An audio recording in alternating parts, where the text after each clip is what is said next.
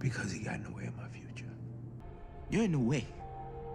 You're in the way of my future like you said he was in the way of yours. Now you want people to see you, Kanan. I want him to see me as me. Not who I'm next to. Not who my mother is. Not my father. My uncles, none of that. So I wonder if this theory is gonna be correct of mine on the story that they're telling between Kanan and Rock, and it sort of mirrors what Ghost and Tariq was, where Tariq wanted to be a drug dealer and go his own way, and Ghost was trying to like stop that and have him do something else and not go down that route because it only leads to misery and death. But I think that they're gonna try to tell that same story with like Rock and Kanan, where it's like she's in the way of his future because she's already like doing her thing and trying to like take over the streets and trying to be more influential into the drug game and have her own supply, have her own pipeline. Like she is the pipeline, right? And Kanan is on the rise of wanting to do more, but he's still in training. But anytime he gets in the way, no, anytime he wants to do anything big, Rock is there. Anytime he tries to do anything else, Rock is there. So I wonder if they're gonna try to tell this story where I did say that if, because I made plenty of videos about like Kanan probably killing Rock at some point, right? But then I didn't think about this idea on what if we go in the reverse, because we've seen it in Power, where it's like sons killing their fathers, right? But we've only got a rare point where we've seen a father actually kill his own son, which was Kanan, right? So I don't know. Like the idea of like if Rock was to, I don't know, turn on her own son, because let's just say with everything that's been going on with like her and Joyce, and they can't patch things up, like when she's like in the bed, like literally about to die, and she can't patch things up with her at all. She just like fucking tell her, well, I want you gone. You mean nothing to me. And then maybe her last words to her would be like, the way you treating me, this is why Kanan is gonna feel the same way, because it's a cycle of abuse. Because we've gotten the backstory, a little bit of the backstory about the grandfather and how he was into music and he was a fighter, but he died, and then she had to raise three children. But then everybody has their own story, where Rock said that she had to step up. Then Marvin told Kanan he had to step up because he was the older brother. But then you heard stories where Lulu was on his own because everybody was kind of like doing their own things. And you can sort of believe maybe like all three versions of their stories, because each person had their own story to tell, and we don't know exactly if all of the stories matches up, or maybe they do match up in their own way, but it's just different.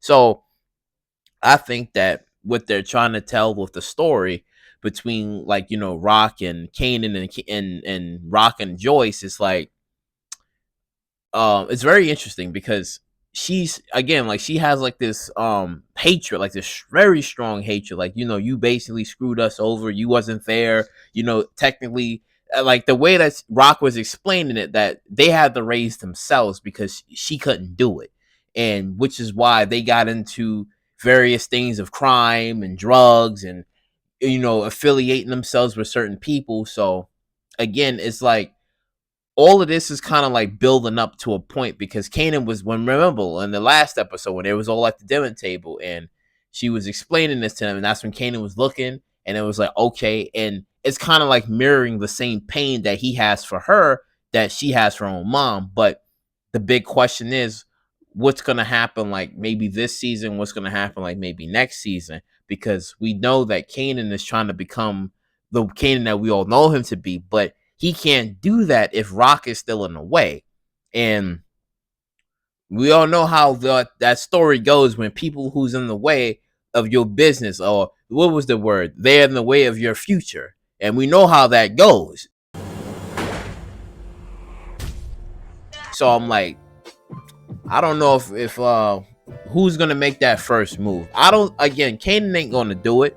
But what if in the trailer that we seen when Rock was shedding a tear, what if it was Rock's breaking point? Because she told Kanan, she was like, you don't like, even though you hate me, but I don't need you to love me back, or some shit. Like she told him that she basically will always love him. But then it's like, how far can that love go if Kanan is going behind her back to, you know, have business for himself, and to maybe steal her business and try to do things his way? And how far is that gonna go? How far is that gonna go to the point where she's like, you know, I'm trying here to, you know, apologize. I'm trying to, like, put this underneath the bridge, put this shit like past us, so we can get back to like me and you again. And you constantly keep going behind my back and doing all this other shit when I'm trying to bring us together. So it's like, how long is that gonna like last until eventually Rock has a breaking point and be like, you my son, but maybe she said those words to him and be like, yeah, I don't know if you deserve to be my son. I don't know, like some shit, like, I don't know, like, what if, just what if, right? But I highly doubt that Rock is gonna probably be the one to, you know, kill her own kid. Highly doubt it, because she still loves Kanan. It's not like she doesn't love him at all. Like, she still loves Kanan. Like, again, when Stefano told Kanan, he was like, listen, she came in here asking me for $500,000 just to save you. So again, I don't think that she's gonna kill her son, but this is just a what if, though. Like, it's just like a what if. Like, if she reaches her breaking point of her constantly keep trying, and Kanan's just going behind her back and doing all this other shit, and to top it off too, is since she has like a new connect, right, and she's trying to get away from, you know, Quan, but then to know the fact that, okay, Andre's dead, and then the last thing that Andre told her was that the feds are still looking at Stefano, and then they still looking at Marvin as well. So she has two peoples to, you know, get rid of, in Quan and Stefano, which hurts Kanan because he's trying to do business with Quan, and he can't do business with Quan if Quan is gonna, you know, maybe catch that bullet from Rock. And then that also hurts Henry and Pops, or Snaps and Pops, right? That hurts them too, because they're all together. And all of this is just a way of like hurting Kanan. Even without hurting him, it still hurts him because he's trying to come up, but Rock's way of doing business is going to hurt his business in a way. And I said before, you can't really have like two alphas. You can't really have two alphas in a room and expect them to coexist together. That's not how this works. So, and we all know how this goes. Somebody has to die at some point. Like, somebody has to die or go away. Now, I'm not saying that, and I'm not wishing for it, because I love Rock. Good Lord, I love Rock. She's the best. I love that woman. I don't want her going at all, but I'm just saying, like, you have two alpha males in that position. Now, remember when in season 1 when she wanted Lulu to be in charge, and she said she wanted to retire and collect the checks? I'm thinking that if anything, that could probably be the role, on if Kanan forcibly retires Rock, so that way he's in control and she can collect the checks, then that would be fine, right? Another theory I had when I was like the RSKs, I was like, maybe she would have asked him to still keep her name alive, to have like Rock Street Killers.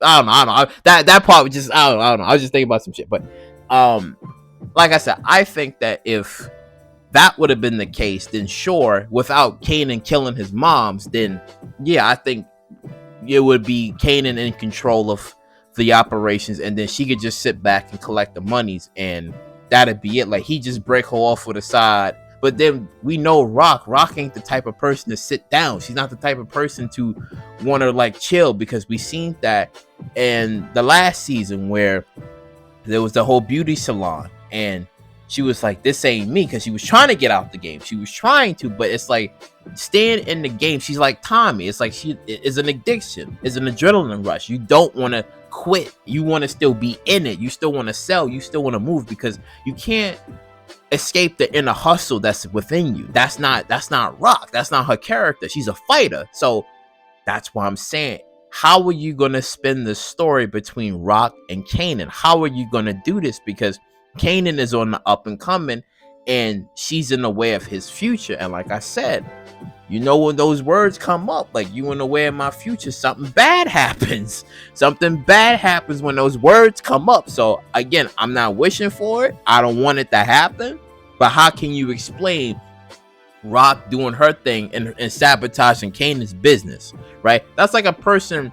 That's like a person comes along to your sandcastle. Like you're building a sandcastle on you on the beach, and you have this bully or this kid that just comes along and kicks the sandcastle, or not kicks it, but let's just say he walks past your sandcastle, bumps it by an accident, and keep on going. And then you like, yo, what the fuck?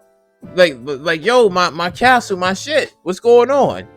And then he still keep on going. And that's what it is with Rock. That could be a bad analogy, but that's technically what Rock is. It's like she's sabotaging shit without telling Kanan what she's doing, because Kanan is doing his own thing without telling her, and she's doing her own thing without telling him, despite her saying no more secrets and no more lies. So how is she gonna, I feel like she will explain it to him at a certain point that, well, I got this new supplier now, this new connect, you can work for me, this and that. And he's like, I don't want to do that. I want to do my own thing.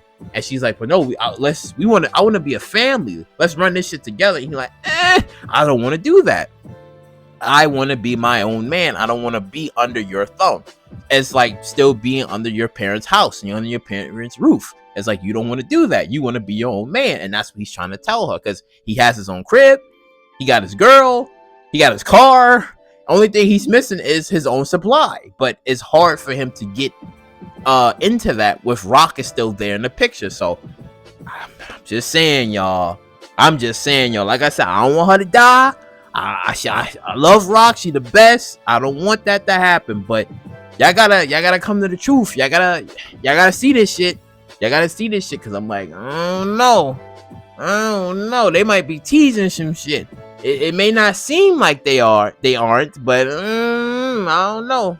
I just don't know, because on the trailer she had a tear, and it may not be who we think it could be, because again, they always sometimes throw us off guard of what we think we might know, but in reality, that's not what it is. So I'm like, y'all gotta keep your eyes open for that. But overall, let me know in the comment section down below what you guys think about this interesting topic and idea and theory of what may or may not happen in the future. But as always, like, comment, subscribe, and share, and I catch you all in the next one.